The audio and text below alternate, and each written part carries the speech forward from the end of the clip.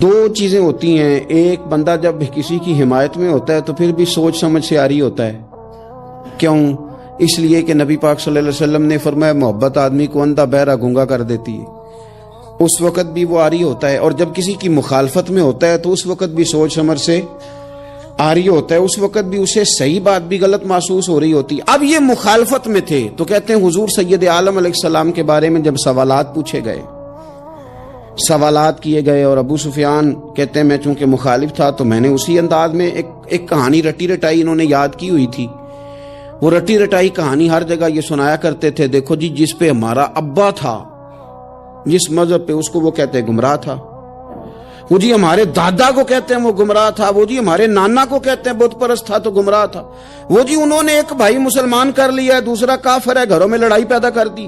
یہ رٹی رٹائی کہانیاں. پھر وہ کہتے تھے دیکھو جی معاذ اللہ جادوگر ہیں، کچھ پڑھ کے پھونکتے ہیں.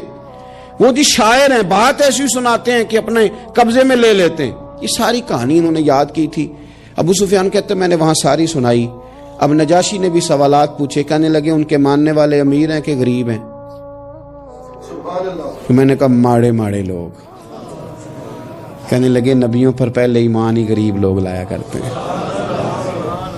کہنے لگے اس نے بڑے سوالات کیے، بڑے میں نے جواب دیے. آخر میں اس نے ایک سوال پوچھا. ابو سفیان کہتے ہیں میں باہر سے نہیں گیا تھا، میں چچا تھا. مجھ سے پوچھا، کہنے لگے کیا کبھی اس محبوب نے جھوٹ بھی بولا ہے؟ کیا کبھی جھوٹ بھی بولا ہے؟ کبھی؟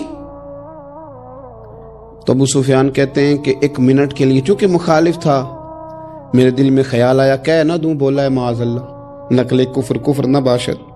کہتے ہیں پھر میں نے سوچا کہ ایک تو یہ عرب کی وفاداری کے خلاف ہے کہ میں غلط بات کروں، اور دوسرا یہ کہ میں انہیں جادوگر کہوں تو شاید کوئی اس پر سوچے، شاعر کہوں تو شاید کوئی توجہ کرے، پر مدینے والے محبوب نے جھوٹ بولا ہے یہ تو مانے گا ہی کوئی نہیں.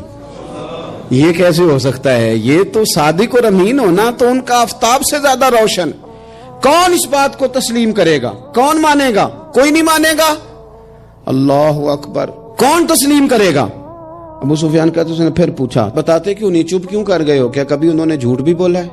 اللہ اکبر. تو ابو سفیان کہتے ہیں میں بول پڑا. میں نے کہا کہ وہ میرے بھتیجے ہیں، میں نے انہیں ماں کی گود میں بھی دیکھا، دادا کے کندھوں پہ بھی دیکھا، چچا کے گھر میں بھی دیکھا، ختیجہ کا دولہا بنے بھی دیکھا.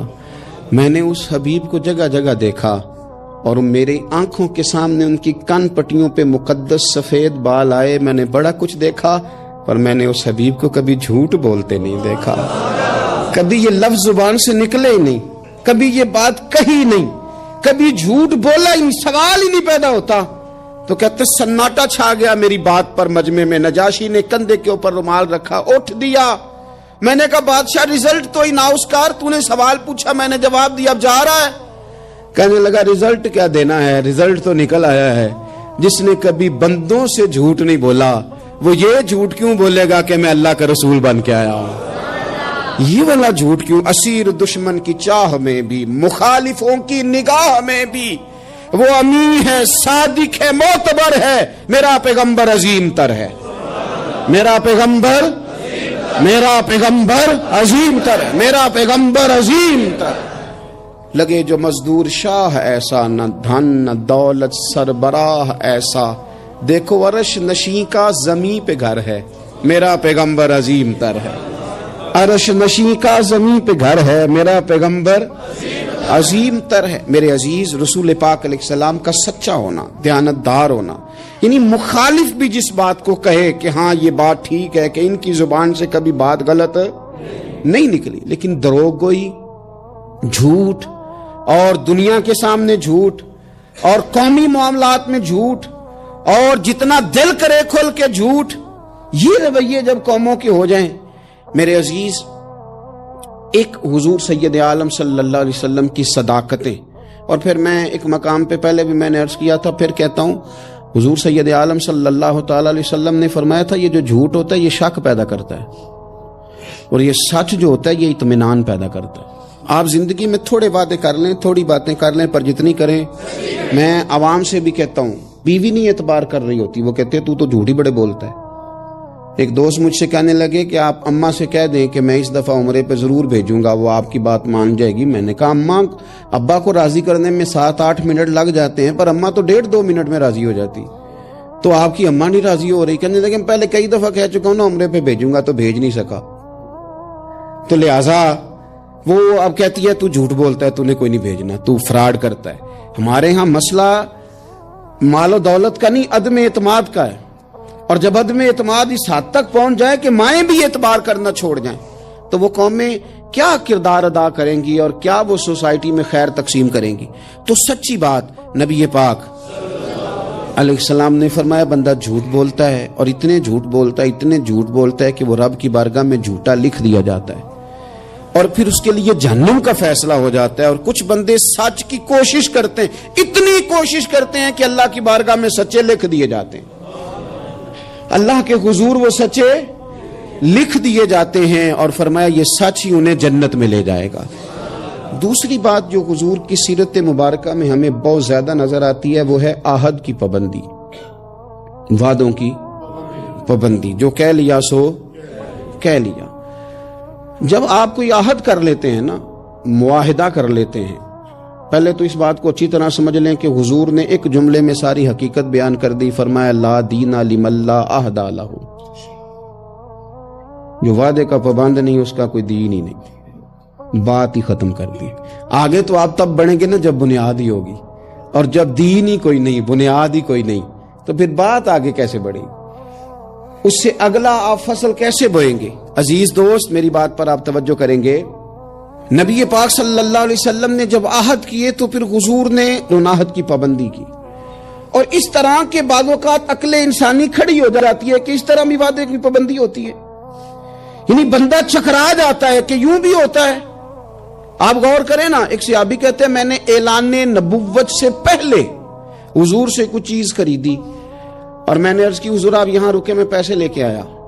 آپ کتنا کو کسی کا انتظار کر سکتے ہیں؟ میں نے دیکھا ہے 2-4 منٹ امام صاحب لیٹ ہو جائیں تو لوگ اعتراض کرتے ہیں، کہتے ہیں یہ آتا نہیں، لہذا ہم نے بندہ بدلنا ہے، چھٹی دے دو اس کو۔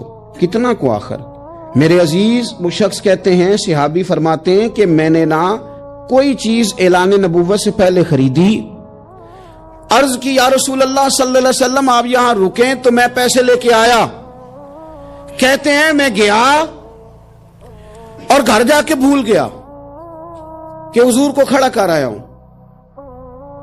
1 گھنٹہ بھولے آپ، 4 گھنٹے بھولے، 1 دن بھولے، کہتے مجھے 3 دن تک یاد ہی نہیں آیا۔ میں نے کہہ دیا آپ نے سن لیا، کبھی سوچو 3 دن انتظار کوئی آسان کام ہے؟ الانتظار اشد من القتل، اہل عرب کہتے ہیں قتل ہوتی اتنی تکلیف نہیں ہوتی جتنی انتظار کرتے ہوئے ہوتی ہے، یہ تو موت سے سخت بات ہوتی۔ کہتے 3 دن مجھے یاد ہی نہ آیا، 3 دن کے بعد مجھے یاد آیا تو میں جلدی سے وہ پیسے تھامے اور اس جگہ پہنچا، جا کے دیکھا تو حضور وہیں کھڑے تھے جہاں میں کھڑا کر آیا۔ وہ تیری سیرت تیری صورت زمانے سے نرالی ہے، تیری ہر ایک ادا پیارے ادائے بے مثالی، حضور وہیں کھڑے تھے، وہیں جلوہ فراز تھے۔ کہتے ہیں مجھے دیکھ کے حضور نے چہرے پر کوئی بل نہیں ڈالا، کوئی حضور کے شکن نہیں آئی، فرمانے لگے تم نے مجھے بڑی تکلیف میں ڈال دیا، تم کھڑا کر گئے تھے، میں یہیں پہ کھڑا ہوں، اسی وقت سے کھڑا ہوں۔ میرے رسول پاک صلی اللہ تعالی علیہ وسلم نے وعدوں کے وفا کے تعلق سے جو ہمیں سیرت عطا فرمائی، حضور علیہ الصلوۃ والسلام نے جو اپنا اسوہ نور اس تعلق سے ہمیں دیا ہے، وہ ہر شخص کے لیے دستور حیات ہے، وہ ہر شخص کے لیے دستور عمل ہے۔ ہر شخص کو چاہیے کہ وہ ان زاویوں میں اپنے آپ کو ڈھونڈے، تلاش کرے۔ بڑی تکلیف ہوتی ہے عوامی سطح پر بھی جب ایسی باتیں سننے کو ملتی ہیں کہ نہیں جی نہیں وہ تو سیاسی بات تھی۔ سیاسی بات کیا ہوتی ہے؟ جھوٹ۔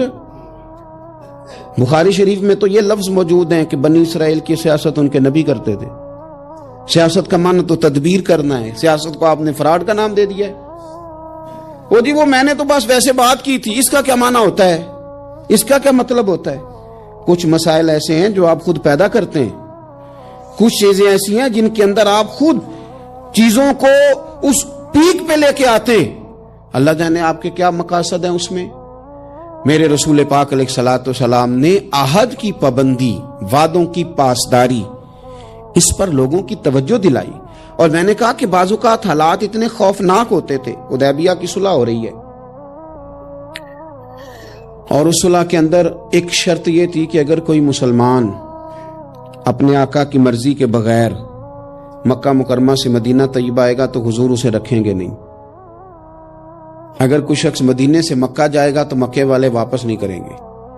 اور بخاری شریف میں موجود ہے کہ اسی شرط پر جناب عمر فاروق پریشان ہوئے کہ ہم تو دب کے صلح کر رہے ہیں، صلح تو برابری کی بنیاد پر ہوتی ہے، یہ کیا بات ہوئی کہ ہمارا بندہ جائے تو واپس نہ کرے، ان کا ہے تو ہم واپس کریں. لیکن حضور نے فرمایا میں اللہ کا رسول ہوں عمر، میں اللہ کا، جو میں دیکھ رہا ہوں وہ تم سمجھ نہیں رہے، میں رب کا رسول ہوں.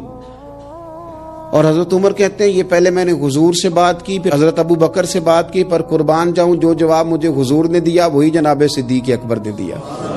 کہو عمر وہ اللہ کے رسول ہیں، وہ جو کہتے ہیں حق اور سچ ہی کہتے ہیں. حضرت سیدنا فاروق اعظم اور رضی اللہ تعالیٰ عنہ ارشاد فرمانے لگے کہ اس موقع پر نے ایک اور بھی معمہ ہوا. ایک تو یہ صلح اس انداز میں ہوئی، پھر ایک عجیب مسئلہ ہوا. صحابہ فرماتے ہیں ایک صحابی تھے حضرت ابو جندل رضی اللہ تعالیٰ عنہ، ان کو ان کے والد نے زنجیروں میں باندھا ہوا تھا اور گھر کے اندر قید کیا ہوا تھا کہ آپ جا نہیں سکتے. جب انہیں پتہ چلا نا حضور تو حدیبیہ تک آ گئے تو کسی طریقے سے نا اپنی زنجیریں توڑ کے، اور بعض سیرت نگاروں نے لکھا ہے زنجیروں سمیت، زنجیروں سمیت جب وہ آ رہے تھے تو پاؤں میں زنجیریں پھر پھر کے نا ان کے زخم بن گئے تھے. وہ زنجیروں سمیت آئے حضور کے سامنے کھڑے ہو کہتے ہیں سونیا مجھے چھوڑ کے نہ جانا. میں اکثر دوستوں سے کہتا ہوں پیر صاحب کبھی کہہ دینا مریدوں کو کہ عمرہ کرنے جانا ہے اور بعد میں فراڈ ہو جائے وہاں تو مرید کہتے ہیں لگتا ہے پیر بھی شامل ہے ساتھ. اس نے تو کہا تھا. بہت سارے لوگ کہتے ہیں جی وہ پیر صاحب آپ سے دعا کرائی تھی تو وہ کام نہیں ہوا. تو میں نے کہا دعا کا مطلب کیا ہوتا ہے؟ کوئی پیر معاذ اللہ تعالی خدا کی حکمت کو مجبور کر سکتا ہے؟ جیسے جب چاہے رب جس طرح چاہے ویسے کرے. اللہ کے عاجز بندے ہیں، دعا کرتے ہیں اس امید پر کہ خدا فضل کرے گا. تو اب بڑی جلدی لوگ ڈگمگا جاتے ہیں کہ فلاں جگہ ایسا ہو گیا. حضور سید عالم صلی اللہ علیہ وسلم کی بارگاہ میں عرض کیا یا رسول اللہ صلی اللہ علیہ وسلم، حضور مجھے چھوڑ کے نہ جائیے گا، بڑا مارتا ہے میرا باپ. آپ ذرا کیفیت دیکھیں. حضور نے وعدہ کر لیا ہے کہ ہم لے کے نہیں جائیں گے. وہ آ گئے رو رہے ہیں یا رسول اللہ چھوڑ کے نہ جائیے گا. ان کے والد کھڑے ہو گئے کہنے لگے جی آپ نے وعدہ کیا آپ لے کے نہیں جا سکتے. امتحان دیکھو محبت کا. کوئی ضروری ہے کہ ہر موقع پر شاباشی ملے، ہر وقت مسکرا کے ملا جائے؟ یہاں تو لوگ اس بات پہ بھی ناراض ہو جاتے ہیں کہ مجھے 21 دفعہ ملے ہیں تو 20 دفعہ ہنسے، 21ویں دفعہ ہنسے نہیں. خیر ہے آج مسکرائے نہیں. ہر بات میں لوگ ایک پہلو تلاش کر لیتے ہیں کمزوری کا. وہ رو رہے ہیں، تڑپ رہے ہیں. اور صحابہ کہتے ہیں ہماری خواہش تھی ان کا درد دیکھ کر کے حضور حکم کریں تو ہم زنجیریں ساری توڑ دیں. پر میرے رسول نے کیا فرمایا؟ فرمایا ابو جندل تمہیں جانا ہے کیونکہ میں وعدہ کر چکا ہوں. جب کوئی وعدہ کر لے پھر اس سے نتائج کی پرواہ، کیا ہوگا کیسے ہوگا، پھر اس بات کی پرواہ. میں وعدہ کر چکا ہوں لہذا اب تمہیں واپس جانا ہے اور جب تک میں دوسرا حکم نہ دوں اتنی دیر تک لوٹنا نہ. ان کے آنسو پونچھے گئے، وہ واپس گئے. کیا کہا تھا درویش نے؟ ایک باری میری آنکھیاں چوں اونا نے اتھرو پونجے سن، ہن تے چسکا پی گیا رونے دا، ہن تے مینوں چسکا ہی پی گیا رونے دا تے ہر ویلے آہو زاری دا. نبی پاک علیہ السلام نے واپس بھیج دیا. یہ وقتی طور پر کرب کا مسئلہ تھا، تکلیف کا تھا، لیکن اپنے وعدے کی پاسداری، اپنے وعدے اور معاہدے کی پابندی. کوئی بھی آپ کمٹمنٹ کریں، کسی کے ساتھ بھی کریں، کسی بھی لحاظ سے کریں. اور جو لوگ اپنے حساب سے بڑے بنتے ہوں، سربراہان کہلاتے ہوں، ان کے لیے تو زیادہ ضروری نہیں ہو جاتا کہ اگر وہ کوئی قول قرار کرتے ہیں، کوئی بات کرتے ہیں تو پھر اس کا انہیں پابند بھی ہونا چاہیے.